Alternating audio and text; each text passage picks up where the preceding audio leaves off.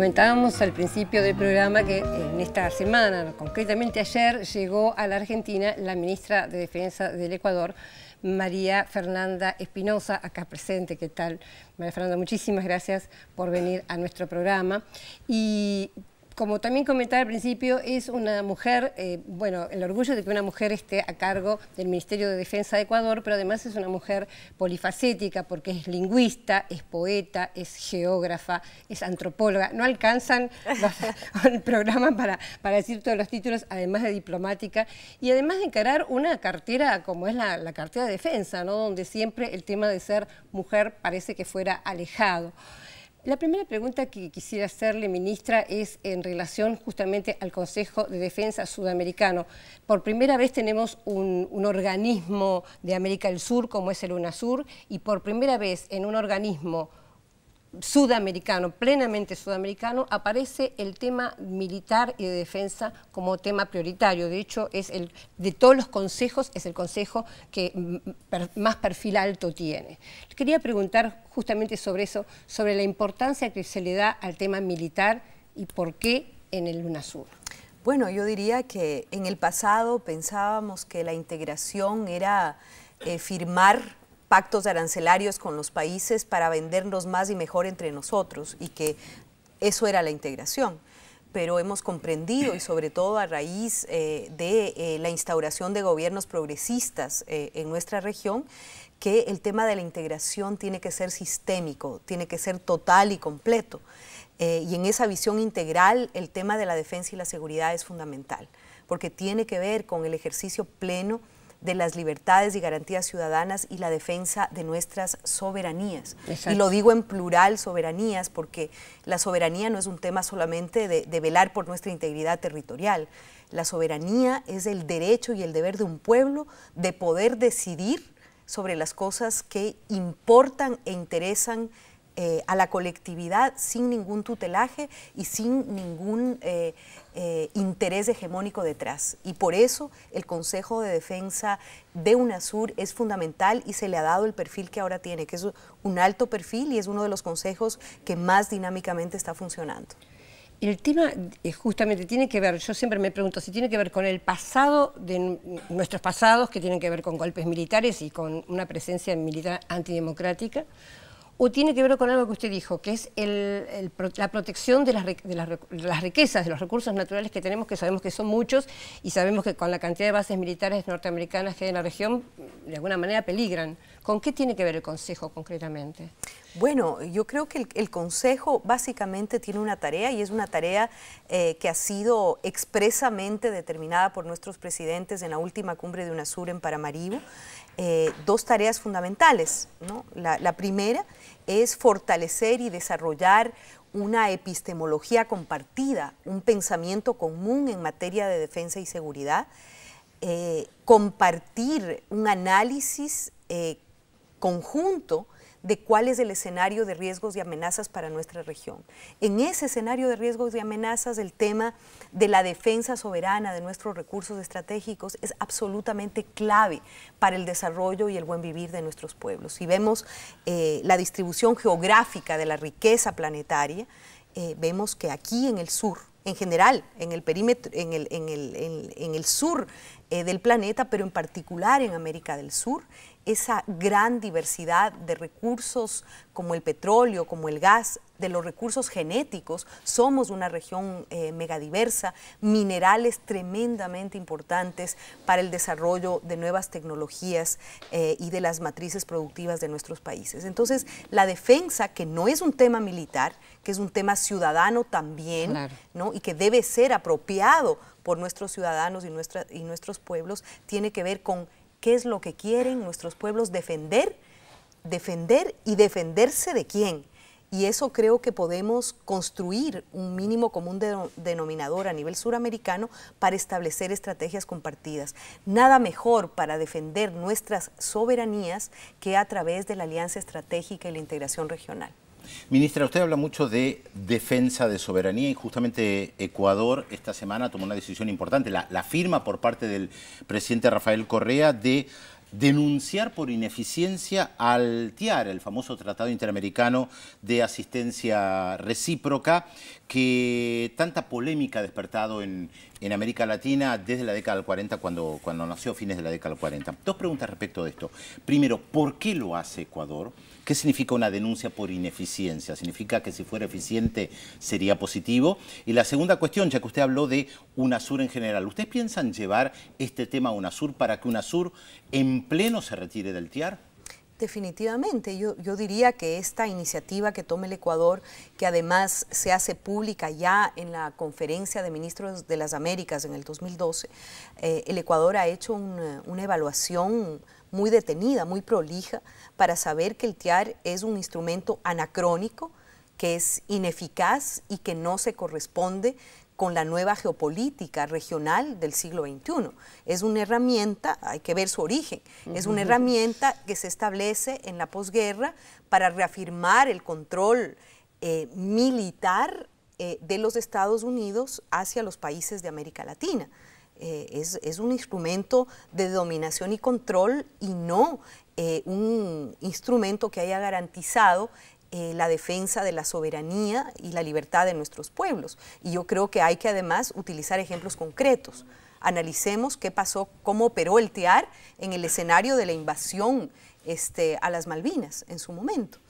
Como es una herramienta que no sirve, que ha sido un instrumento más bien de sometimiento, pues yo creo que los pueblos estamos en el momento de liberarnos y por eso explica la denuncia del Ecuador, el decreto ejecutivo del presidente de hace 2 días que da por terminado la adhesión del Ecuador a ese tratado, ya digo, por ineficiente, por anacrónico y por no responder a las necesidades geopolíticas actuales. ¿Y cómo para eso está CELAC? ¿Perdón? ¿Cómo piensan llevarlo a UNASUR o a CELAC? Bueno, ahora muy pronto, el 20 de febrero, tenemos la reunión de UNASUR, del Consejo Suramericano de Defensa, a través de la presencia de los ministros de los 12 países, ministros y ministras. Así es que ese es un tema que el Ecuador definitivamente lo va a llevar para análisis de nuestros países hermanos de la región. Yo creo que la iniciativa de Ecuador es importante, pero creo que es mucho más importante si esa iniciativa se replica y se multiplica a nivel de nuestra región. Y creo que ese ejercicio de análisis serio que hizo el Ecuador, pues lo podemos compartir con los países hermanos para poder tomar, ojalá, una decisión conjunta sobre este tema. Tenemos ahora herramientas de integración realmente poderosas y realmente que se corresponden a los tiempos que vive ahora América Latina. Para eso tenemos herramientas como la CELAC, como la propia UNASUR, como el ALBA, es decir, hemos sabido construir una institucionalidad de integración que se corresponde a los tiempos que vivimos. Sí, es cierto. La próxima pregunta que le quiero hacer tiene que ver con esta palabrita nueva que apareció de los ciberataques. La ciberdefensa, la ciberseguridad. Y quiero aprovechar para mostrar la revista que usted vino a presentar, que se llama Patria, Análisis Político de la Defensa, porque tiene justamente un dossier sobre el tema de la ciberdefensa o la ciberseguridad, nunca sé muy bien cómo se dice. Es una revista que, bueno, que no es de circulación, pero se puede ver en internet, ¿no es cierto? Después les voy a pasar el dato. Pero la pregunta es, Ecuador en este punto fue noticia porque se supo que cuando mataron a Raúl Reyes, el número 2 de la FARC, en territorio ecuatoriano, y lo hizo un bombardeo colombiano, en aquel momento, en el año 2008, se decía que no tenía nada que ver la CIA, que Estados Unidos no tenía nada que ver, que no se había hecho desde ninguna base militar norteamericana, etcétera, etcétera. Pero con las declaraciones de Edward Snowden, con todo lo que él está revelando, ahora se ha confirmado que efectivamente la inteligencia norteamericana ha tenido un papel protagónico en esto. Yo quería saber si esto lo discuten entre los ministros y qué actitudes va a tomar Ecuador. Bueno, me remito nuevamente a la declaración de nuestros presidentes en el seno de la cumbre de UNASUR en Paramaribo. Uno de los mandatos que tiene el Consejo de Defensa Suramericano es de dar una respuesta concreta y contundente al espionaje global. Eso pasa por un sistema integrado de comunicaciones que se desprenda del monopolio satelital que tiene el país del norte. Nosotros tenemos la tecnología, las capacidades para hacerlo y hacerlo ya. Hemos empezado con acuerdos bilaterales, por ejemplo, un acuerdo que firmó en meses pasados Argentina con Brasil. Hay iniciativas que se están gestando en la región, pero de lo que se trata es de generar un anillo de protección que defienda a nuestros gobiernos y a nuestros pueblos del espionaje global. Además, es un espionaje que ya lo conocíamos, sino que en el momento que es puesto sobre el tapete con esa contundencia, uno dice, bueno, sí, lo que ya intuíamos, esto es verdad. En el caso de Angostura, que es un tema, Telma, que acabas de plantear, hay que decir que el Ecuador conocía que Estados Unidos y la CIA concretamente participaron en ese proceso en dos esferas, sin poder realmente confirmarlo, ¿no? No había pruebas. Claro, primero, la participación de la CIA en la provisión de inteligencia en tiempo real sobre este asunto. Y segundo, en las bombas inteligentes GBU-12 que se utilizaron para el ataque. Esas bombas inteligentes, esa tecnología no existía en Colombia en la época, entonces la pregunta básica, que ya se la hizo una comisión de investigación que nombró el presidente Correa cuando en pleno proceso constituyente en el 2008, fue una comisión de la Asamblea Constituyente que hizo un primer informe donde ya intuíamos que había una participación extra suramericana, por decir algo.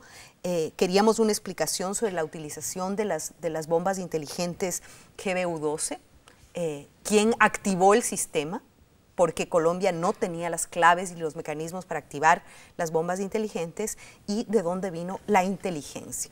Ahora ya Uribe, yo digo que frontalmente ha dicho, es verdad, tuvimos apoyo de la CIA y participó Estados Unidos.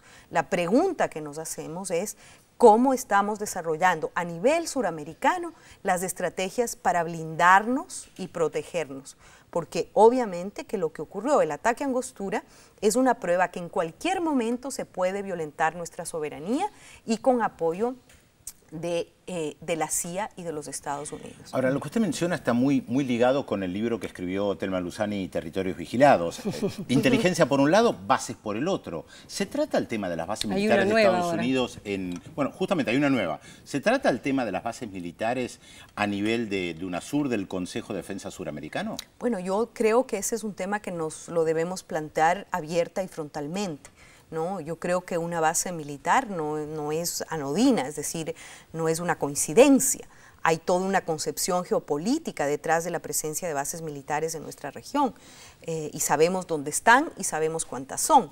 Y como el Ecuador ha entendido eso, sobre todo a partir del gobierno de la Revolución Ciudadana en el 2007, parte de los compromisos de campaña del entonces candidato Rafael Correa era que nosotros no renovaríamos el convenio de la base de Manta. Por eso lo mencionaba. Y eso fue un hecho.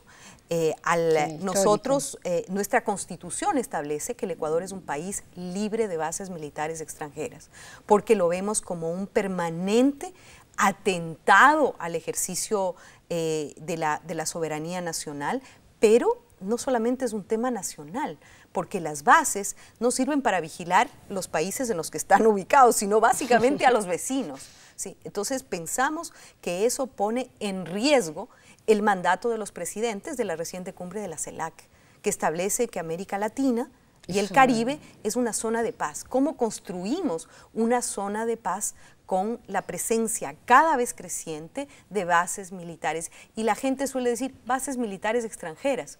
No, no son extranjeras, son bases militares de los Estados Unidos de América. O sea, no es que tenemos bases de Rusia o de China. De Rusia o de China, tenemos bases de ese país que le están restando oxígeno, capacidad de deliberar y autodeterminación a nuestros pueblos. Y creo que es un tema que hay que abordarlo y tratarlo. Si dicen que las bases sirven para combatir el crimen transnacional organizado, pues yo tengo mis serias dudas, porque también en el caso de Angostura estamos haciendo un trabajo mucho más detallado y minucioso. Entendemos que la base de Manta probablemente se utilizó como nodo de operación para el ataque a Angostura. Eso evidentemente lo tenemos que confirmar, pero eso también pues es qué otra cosa más puede vulnerar pues el ejercicio de la libertad de un pueblo. Así es que yo diría que este es un tema que lo tenemos que tratar abiertamente y tenemos que saber qué capacidades tenemos como región en materia de defensa. Yo creo que somos absolutamente capaces de asumir la responsabilidad de defensa si nos juntamos. Es decir, somos una gran fuerza económica, de recursos estratégicos, incluso de potencial militar. Así es que yo diría que esta es una discusión que tenemos que abordar y de manera seria y responsable. Bueno, muchísimas gracias, ministra. Lamentablemente se nos acabó el tiempo, pero bueno, la comprometemos para la próxima visita a la Argentina, para que vuelva. Y quiero mostrar nuevamente la revista que vino a presentar, Patria, muy interesante. Sobre todo por el tema, me parece, tratar el sesgo político, ¿no?, que tiene el tema de defensa. El que lo quiere consultar se puede... Ahí está justamente... sí, pueden ver la dirección. Ahí está, sí, está en la web y bueno, quiero agradecer a Visión 7 Internacional, Pedro, Telma, por esta invitación, invitarles a leer esta revista. Es su primer número. Vamos a comentar, vendrán muchos más. El próximo dossier será sobre economía de la defensa. Ajá. Y la idea es que sea un aporte ecuatoriano a una mirada latinoamericana y mundial para generar discusión y debate entre militares y civiles de nuestras sociedades sobre los temas de defensa, que la defensa es un bien público como la estamos entendiendo ahora. Bueno, muchas gracias, ministra. Muchísimas gracias.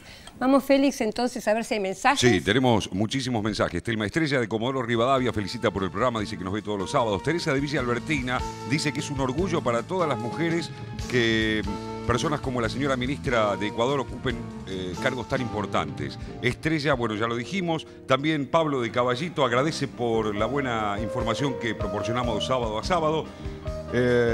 También se comunicó con nosotros Pablo de Caballito, dice, agradece que estén todos los integrantes del equipo hoy y feliz cumpleaños, dice, atrasado para Raúl de la Torre. Gustavo de la Plata felicita por el programa, dice que es un orgullo tener gobiernos como el del presidente Correa y además dice Telma que entre todas las cualidades y talentos que describiste de la señora ministra te olvidaste de una muy importante, que además de ser muy inteligente, además es muy bonita. Sí, y dice que sin duda.